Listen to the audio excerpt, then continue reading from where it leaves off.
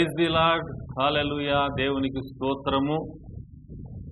దైవ జ్ఞానము ఆధ్యాత్మిక కార్యక్రమం చూస్తున్న మీకందరికి కూడా యేసు ప్రభు నామమున శుభములు తెలియపరుస్తూ ఉన్నాను. ఈ యొక్క కార్యక్రమంలో అనేకమైన శ్రేష్టమైన అంశాలను సందేశాల రూపంలో అందించడం జరిగింది. ఈ సందేశాలన్నీ కూడా యూట్యూబ్లో మీకు అందుబాటులో ఉన్నాయి. వివరాలు అనేటువంటివి టీవీ స్క్రీన్ మీద డిస్ప్లే చేయబడుతూ ఉన్నాయి. మీరు గమనించి ఫాలో కావాల్సిందిగా కోరుతూ ఉన్నాను.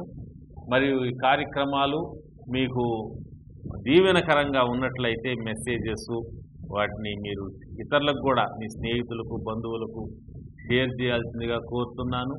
అలాగే లైక్ చేయాల్సిందిగా కోరుతున్నాను. సబ్స్క్రైబ్ చేయండి, కామెంట్ చేయండి. ఇలా చేయటం వల్ల యూట్యూబ్ ఈ సందేశాలని అనేక మందికి అది అందించేందుకు వీలవుతుంది. కాబట్టి ఈ పరిచర్యలో ఈ విధంగా మీ సహకారం అందించాల్సిందిగా కోరుతూ ఉన్నాను. సరే, ఈ రోజున దేవుని వాక్యంలోంచి మరొక దీవెనకరమైన అంశాన్ని మనం ధ్యానం చేసుకుందాం. మత్తయి సువార్త 5వ అధ్యాయము 11 నుంచి మనం చదువుకుందాం. నా నిమిత్తము జనులు మిమ్మల్ని నిందించి హింసించి మీ మీద అబద్ధముగా చెడ్డ మాటలెల్లా పలుకున్నప్పుడు మీరు ధన్యులు, సంతోషించి ఆనందించండి, పరలోకమందు మీ ఫలము అధికమగును. ఈలాగున వారు మీకు పూర్వమందున్న ప్రవక్తలను హింసించిరి. మీరు లోకమునకు ఉప్పై ఉన్నారు. ఉప్పు నిస్సారమైతే అది దేని వలన సారం పొందును? అది బయట పారవేయబడి మనుషుల చేత తొక్కబోటుకే గాని మరి దేనికి పనికిరాదు. మీరు లోకమునకు వెలుగై ఉన్నారు. కొండ మీద ఉండు పట్టణము మరుగై ఉండనేరదు. మనుషులు దీపం వెలిగించి కుంచము కింద పెట్టరు గాని అది ఇంట ఉండు వారందరికీ వెలిగించుటకై దీపస్తంభం మీదనే పెట్టుదురు. మనుషులు మీ సత్క్రియలను చూచి పరలోకమందున్న మీ తండ్రిని మహింపరచునట్లు వారి ఎదుట మీ వెలుగు ప్రకాశింపనీయుడి. ఈ యొక్క భాగము మత్తయి సువార్త 5వ అధ్యాయము 11 నుంచి 16 వచనాల ఉన్నటువంటి భాగము క్రైస్తవ జీవితానికి, విశ్వాస జీవితానికి చాలా దీవెనకరమైనటువంటి భాగమై ఉంటుంది. ఎందుకంటే ఇందులో గొప్ప దీవెన గురించి రాయబడింది.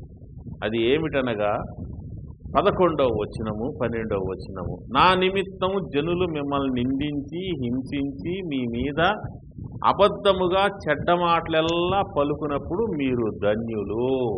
దీవెనకరమైన వచనం. మీరు ధన్యులు. ఎప్పుడు ధన్యులు? మనం అనుకుంటాము మనం ఎప్పుడు ధన్యులు అవుతాము అంటే, జనాలు ప్రపంచం ఏమనుకుంటుందంటే బాగా చదువుకుంటే వాడు ధన్యుడు లేదా దీవించబడినవాడు, మంచి ఉద్యోగం వస్తే వాడు ధన్యుడు, మంచి జీవిత భాగస్వామి దొరికితే వాడు ధన్యుడు, మంచి సంతానం ఉంటే వాడు ధన్యుడు, మంచి గృహము ఉంటే వాడు ధన్యుడు, సమాజంలో ఉన్నతమైన పొజిషన్ ఉన్నట్లయితే అతడు ధన్యుడు. అవును, ఇవన్నీ కలిగి ఉంటే ధన్యులే. అయితే దేవుని వాక్యంలో మరొక ధన్యత గురించి దేవుడు చెప్పాడు. అదేమిటంటే ఆయన నిమిత్తము. ఇక్కడ అంటాడు యేసయ్య, నా నిమిత్తము అంటాడు. ఆయన నిమిత్తము అంటే ఆయన్ని నమ్ముకున్నందుకు, ఆయన యొక్క సేవ చేస్తున్నందుకు, ఆయన గురించి సాక్ష్యం ఇస్తున్నందుకు. మరి అలా చేసినప్పుడు, ఆయన నమ్మినప్పుడు, ఆయన సాక్ష్యం ఇచ్చినప్పుడు, ఆయన సేవ చేసినప్పుడు లోకంలో సహజంగా వారికి గౌరవం లభిస్తుంది. సంఘములో దేవుని పరిచర్య జరిగించినప్పుడు, వాక్యమును చక్కగా ఉపదేశం చేసినప్పుడు, సాక్ష్యము చెప్పినప్పుడు, దేవుని యొక్క కార్యములను సంఘములో జరిగించినప్పుడు ప్రజలందరూ కూడా, సంఘములో ఉన్న వారందరూ వారిని గౌరవిస్తారు, ఘనపరుస్తారు, ప్రత్యేకంగా వాళ్ళని ట్రీట్ చేస్తారు. మరి మనం చూస్తాం, బోధకులైనటువంటి వారిని ఎంతగానో విశ్వాసులైన వారు ఘనపరచడం, స్పీకర్స్గా వచ్చినటువంటి వారిని ప్రత్యేకంగా గౌరవించి ఘనపరచడం అనేది మనం చూస్తాం. అది సంఘంలో జరిగేది. అయితే లోకంలో ఏం జరుగుతుంది?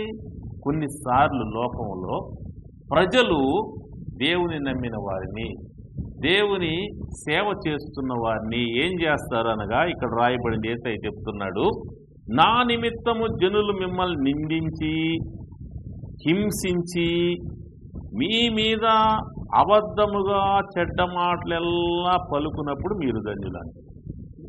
జనులు కొన్నిసార్లు దేవుని నమ్ముకున్న వారిని నిందిస్తుంటారు, హింసిస్తుంటారు, అబద్ధముగా చెడ్డ మాటలు పలుకుతుంటారంట. ఈ రోజున మనం ఈ విషయాన్ని చూస్తున్నాం. సోషల్ మీడియాలో మనం గమనిస్తే దేవుని నమ్ముకున్న వారిని ఎంతగా దూషిస్తున్నారో, ఎంతగా నిందిస్తున్నారో, ఎంతగా మాటల చేత చేతల చేత హింసిస్తున్నారో మనకి సోషల్ మీడియాలో, అంటే ప్రధాన మీడియాలో అది కనపడటం లేదు, కానీ ప్రజల మీడియా, సోషల్ మీడియా, ప్రజలు ఎప్పటికప్పుడు జరిగే సంఘటనలన్నీ కూడా రికార్డ్ చేసి అప్లోడ్ చేస్తుండటం వల్ల అవి కనపడుతూ ఉన్నాయి, అవి వినపడుతూ ఉన్నాయి. దేవుని నమ్ముకున్న వారిని ఏ విధంగా హింసిస్తున్నారు, దేవుని సేవ చేస్తున్న వారిని ఏ విధంగా హింసిస్తున్నారో, దూషిస్తున్నారో, వారి గురించి ఏ విధంగా చెడ్డ మాటలు పలుకుతూ ఉన్నారో మనం చూస్తున్నాం. అయితే యేసు ప్రభు అంటున్నాడు, అలాంటి వారు ధన్యులు, అలాంటి శ్రమ అనుభవిస్తున్న వారు ధన్యులు అంటున్నాడు. ఎందుకంటే ఇక్కడ రాయబడిన మాట, పరలోకమందు మీ ఫలము అధికమగును. ఎంత గొప్ప మాట అంటే, దేవుడి కోసము దేవుని నమ్ముకున్నందుకు హేళన చేయబడితే, దేవుని సేవ చేస్తున్నందుకు హేళన చేయబడితే, అవమానించబడితే, దూషింపబడితే, హింసింపబడితే, వారి గురించి దుష్ప్రచారాలైనటువంటి ప్రచారం చేయబడితే వారికి పరలోకములో అధికమైన ఫలం ఇస్తానన్నాడు యేసు ప్రభు. పరలోకం అంటే గత సందేశాల్లో చెప్పాను, పరలోకములో నూతన యెరూషలేము అనే పట్టణం, ఆ పట్టణము యొక్క కొలతలు చెప్పటం జరిగింది. దాని పొడవు, దాని వెడల్పు, దాని ఎత్తు సమము అని చెప్పడం జరిగింది ప్రకటన 21వ అధ్యాయంలో. సో దాని పొడవు ఎంత, దాని వెడల్పు ఎంత, దాని ఎత్తు ఎంత అంటే మన భాషలో చెప్పాలంటే 2200 కిలోమీటర్ల కంటే ఎక్కువ పొడవు, ఎక్కువ వెడల్పు, 2200 కిలోమీటర్లు ఎత్తు. ప్రపంచంలోనే ఎత్తైనటువంటి కట్టడము దుబాయ్లో ఉంది.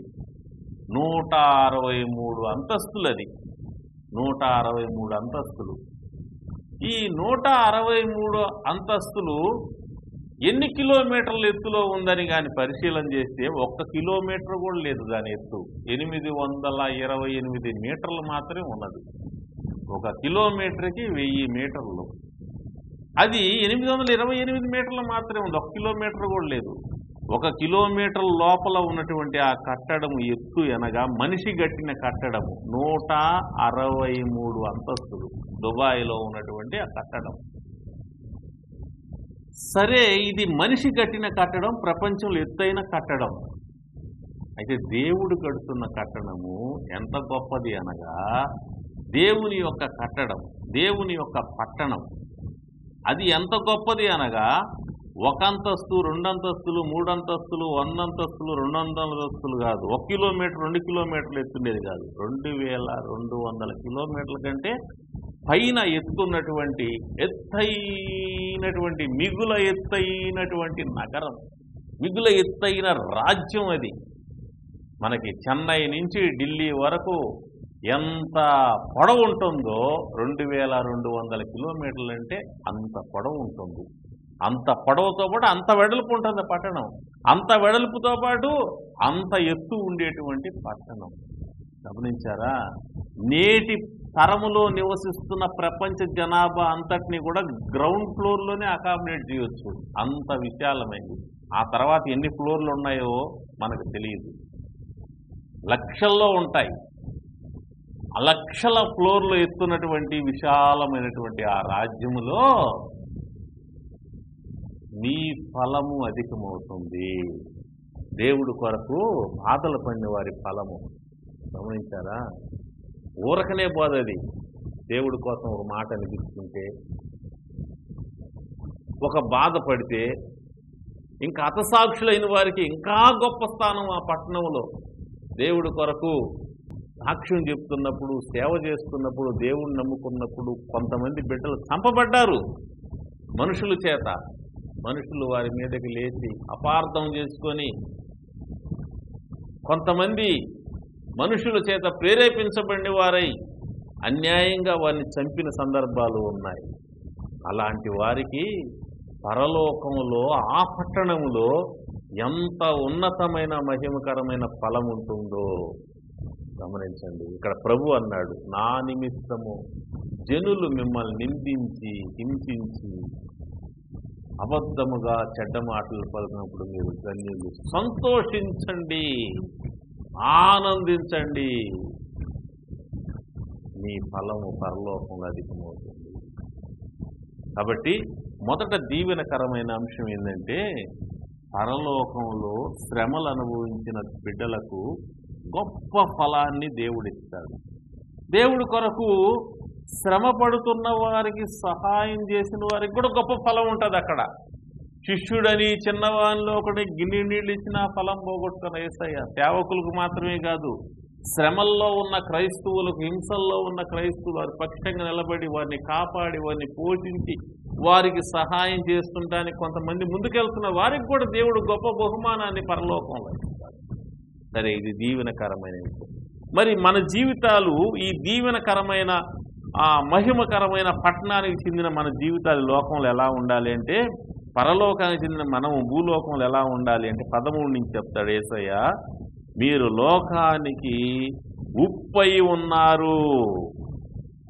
14వ వచనంలో అంటాడు, మీరు లోకానికి వెలుగై ఉన్నారు. లోకమునకు ఉప్పై ఉన్నారు, లోకమునకు వెలుగై ఉన్నారు. అంటే ఉప్పు ఏం చేస్తుందంటే అది రుచిని కలిగిస్తుంది. అందరికీ తెలిసిన విషయమే.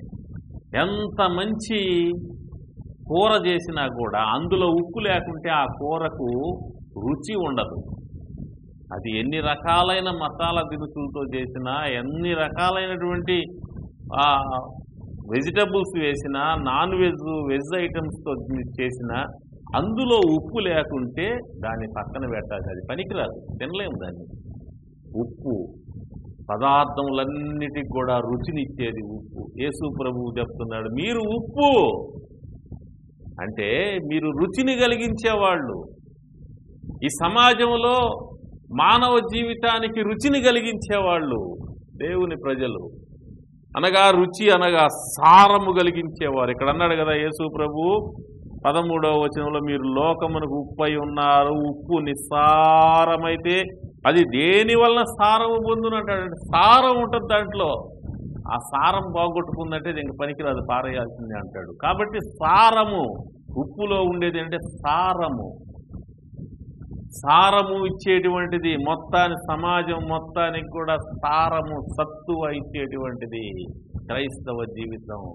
సమాజంలో చదువుకున్న వాళ్ళు ఉన్నారు, ఉద్యోగం చేసేవాళ్ళు ఉన్నారు, వ్యాపారం చేసేవాళ్ళు ఉన్నారు, చేతి పనుల వాళ్ళు ఉన్నారు, వ్యవసాయకులు, రైతులు ఉన్నారు, రకరకాలైన వృత్తుల్లో వారందరూ కూడా ఎన్నో నిరాశల్లో ఉన్నారు, నిస్పృహల్లో ఉన్నారు, కృంగుదల్లో ఉన్నారు, బాధల్లో దుఃఖంలో ఉన్నారు. పైకి నవ్వుతా ఉన్న లోపల ఏడుస్తూ ఉన్నవారు అనేక మంది ఉంటూ ఉన్నారు. అందుకే అనేక మంది రైతులు ఆత్మహత్య చేసుకుంటున్నారు, ఉద్యోగులు ఆత్మహత్య చేసుకుంటున్నారు, విద్యార్థులు ఆత్మహత్య చేసుకుంటున్నారు, వ్యాపారులు ఆత్మహత్య చేసుకుంటున్నారు. ఎందుకు?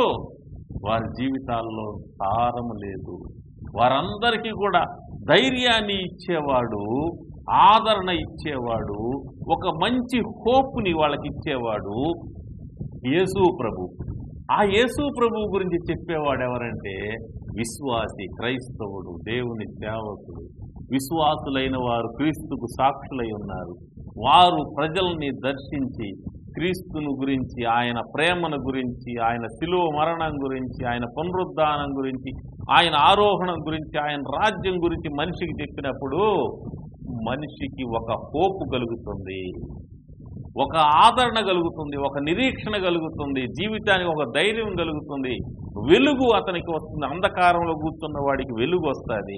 ఆ వెలుగునిచ్చేవాడు, ఆ సారం ఇచ్చేవాడు, నిస్సారమైన బ్రతుకుకి సారాన్ని కలిగించేవాడు విశ్వాసి, దేవుని సేవకుడు. కాబట్టి విశ్వాసులైనటువంటి వారు, సేవకులైనటువంటి వారు తమ తోటి మనుషులకు సారము కలిగించేవారని గుర్తించి వారు తమ బాధ్యతలు నిర్వహించటకు ముందుకు రావాలను.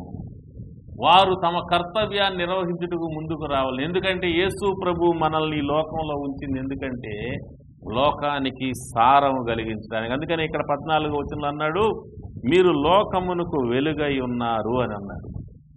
అంటే లోకం అంతా కూడా ఎట్లుందంటే, చూడుము చీకటి భూమిని కమ్ముతున్నది, కటిక చీకటి జనములు కమ్ముతున్నది అంటాడు యెషయా గ్రంథంలో. లోకమంతా కూడా చీకటి కమ్ముతున్న పరిస్థితి, చీకటి ఆవరించిన పరిస్థితి.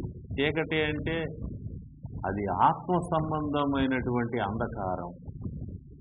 మనిషికి చాలా విషయాల్లో జ్ఞానం ఉంది, వివేకం ఉంది, కానీ దేవుడి దగ్గరికి వచ్చేసరికి మాత్రం వివేకం పనిచేయదు.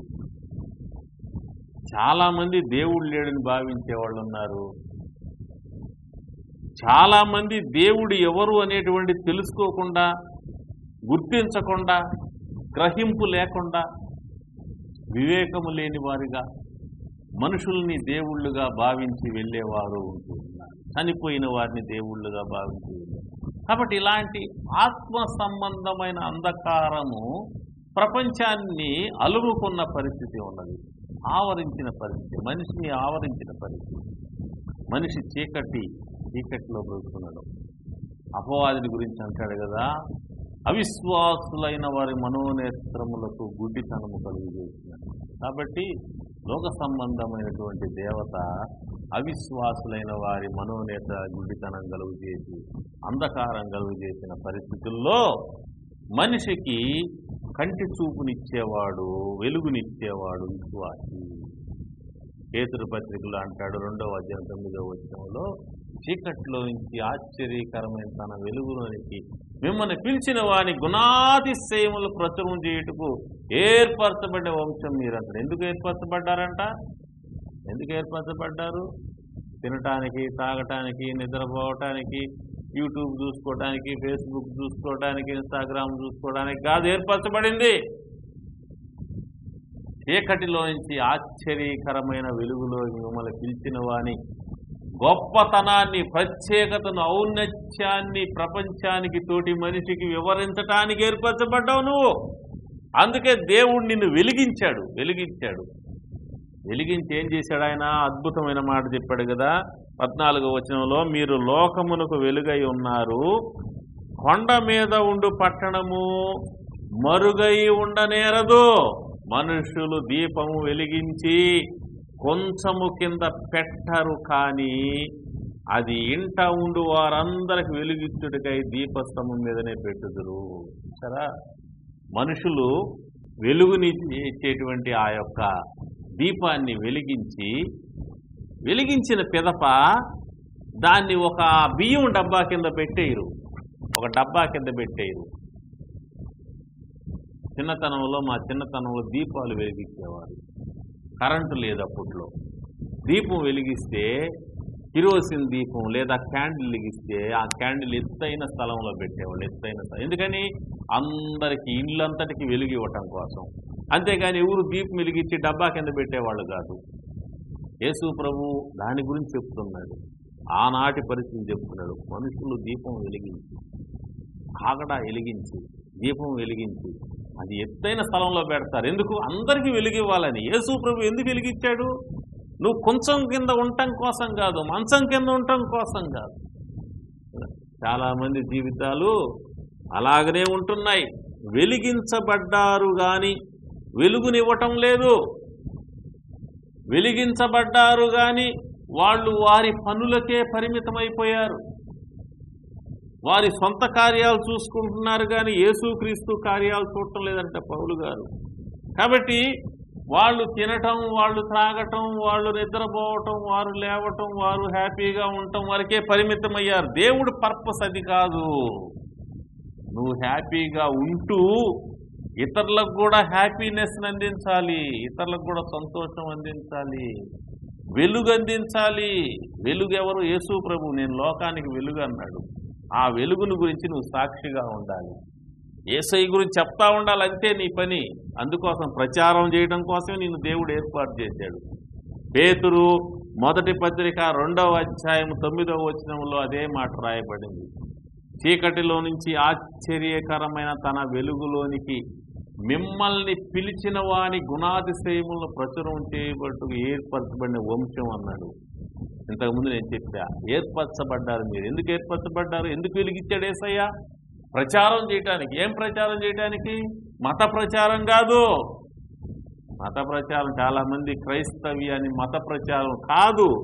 మనిషి జీవితానికి ఆదరణ ఇచ్చే దేవుడు, వెలుగిచ్చే దేవుడు, నెమ్మదిచ్చే దేవుడు, మరణం నుంచి తప్పించే దేవుడు, రోగాన్ని నుంచి తప్పించే దేవుడు, దెయ్యాల నుంచి తప్పించే దేవుడు, అపవాద శక్తుల నుంచి తప్పించే దేవుడు, కనిపించి కనిపించకుండా వచ్చేటువంటి అనేక మానసిక రుగ్మతల నుంచి తప్పించే దేవుడు, భయాల నుంచి తప్పించే దేవుడు, ఆత్మహత్యకు ప్రేరేపించే ఆత్మల నుంచి కాపాడే దేవుడు, హత్య చేయటానికి ప్రేరేపించే ఆత్మల నుంచి కాపాడే దేవుడు ఆయన.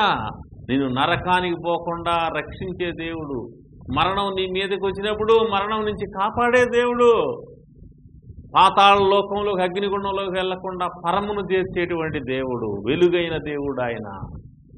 ఆయన్ని గురించి చెప్పటం అనేది మత ప్రచారం కాదు, మనిషిని బాగు చేసే కార్యక్రమం అది. యేసు ప్రభువు నమ్ముకున్న అందరి జీవితాల్లో కూడా ఆ వెలుగును పొందుకున్నారు. వెలుగును పొందుకున్న వారందరి జీవితాల్లో కూడా ఆదరణ, నెమ్మది, ధైర్యము, ఒక నిరీక్షణ కలిగిన వారుగా బతుకుతున్నారు. కష్టాలు వచ్చినా, శ్రమలు వచ్చినా, ఇరుకులు వచ్చినా, ఇబ్బందులు వచ్చినా నిలబడుతున్నారు తట్టుకొని. ప్రజలకు మేలు చేసే వాళ్ళు ఉంటున్నారు. కాబట్టి అది మత ప్రచారం కాదు, అది మానవ జీవితానికి జీవాన్ని ఇచ్చేటువంటి కార్యక్రమం, వెలుగునిచ్చే కార్యక్రమం. కాబట్టి మనము లోకమునకు వెలుగై ఉన్నాము. మన పని ఏమిటి అనగా వెలుగు ఇవ్వటం, ఇతరులకు వెలుగు ఇవ్వటం. దేవుడు ఎందుకు మనల్ని వెలిగించాడంటే దీపస్తంభం మీద పెట్టాలని, అందరికీ వెలుగు ఇవ్వాలని. నీవు సమాజంలో ఉంటే నీ తోటి వారికి వెలుగిచ్చే వ్యక్తిగా ఉండాలి. నీ కుటుంబానికి, నీ బంధువులకి, నీ స్నేహితులకి, నీ పక్కింటి వారికి, నీ ఇరుగు పొరుగు వారికి, నీ వీధిలో ఉన్నవారికి, నీవు ప్రయాణం వెళ్తూ ఉంటే వెళ్ళిన దగ్గర ఉన్నవారికి, ప్రతి ఒక్కరికి కూడా నీవు వెలుగిచ్చేవాడిగా, క్రీస్తుని గురించిన సమాచారం అందించే వ్యక్తిగా నువ్వు ఉండాలి. అది దేవుని యొక్క సంకల్పం. అంతేనా? కేవలం యేసు ప్రభు గురించి చెప్పడం మాత్రమేనా అంటే కాదు. ఇక్కడ చెప్పాడు 16వ వచనంలో అద్భుతమైన మాట. మనుషులు మీ సత్క్రియలను చూచి పరలోకమందున్న మీ తండ్రిని మహింపరచినట్లు వారి ఎదుట మీ వెలుగు ప్రకాశింపనీయుడి. మనుషులకు మరి కేవలము యేసు ప్రభు గురించి చెప్పటమే కాదు, వారికి సత్క్రియలు చేసే వాళ్ళంగా ఉండాలి, వారికి సహాయం చేసే వాళ్ళంగా ఉండాలి, వాళ్ళకి మేలు చేసే వాళ్ళంగా ఉండాలి, వాళ్ళని పరామర్శించే వాళ్ళంగా ఉండాలి. కొంతమంది చెప్తారు, ఎవరన్నా చనిపోయినప్పుడు, అయ్యా మా దగ్గరికి ఎవరు రాలేదండి, ఎవరు పలకరించలేదు, పరామర్శించలేదు, ఇలా చెప్పేవాళ్ళు ఉన్నారు. కాబట్టి వెళ్ళి పలకరించటం, పరామర్శించటం, ఎదుటి వాళ్ళకి సహాయం చేయటం. క్రైస్తవులంటే సహాయం చేసేవాళ్ళుగా, ప్రేమ కలిగిన వాళ్ళుగా ఉండాలి. దేవుడి యొక్క ఉద్దేశం అది. మనం ఆ ఉద్దేశాలు నెరవేర్చడం కోసము మనము ముందుకొచ్చే వాళ్ళంగా ఉండాలి, సత్క్రియలు చేసే వాళ్ళంగా. సత్క్రియలు అంటే ఇతరులని ఆదరించటం, ఇతరులకు అన్నం పెట్టడం, నీళ్ళు ఇవ్వటం, వస్త్రాలు ఇవ్వటం, మందులు ఇవ్వటం, చదువుకు సహాయం చేయటం, వారి కుటుంబ విషయాలకు సహాయం చేయటం, పోషణ నిమిత్తం సహాయం చేయటం. చేతనైనంత వరకు మనం ప్రపంచాన్ని అంతటికి సహాయం చేయలేము, కానీ ఒక వ్యక్తి సహాయం చేయగలడు. ఒక క్రైస్తవుడు, ఒక క్రైస్తవురాలు అవసరతలో ఉన్న మరొక వ్యక్తికి సహాయం చేయగలిగితే చాలు. ఒక క్రైస్తవుడు, క్రైస్తవురాలు ఇతరులకు ఒక వ్యక్తికి సువార్త చెప్పగలిగితే చాలు.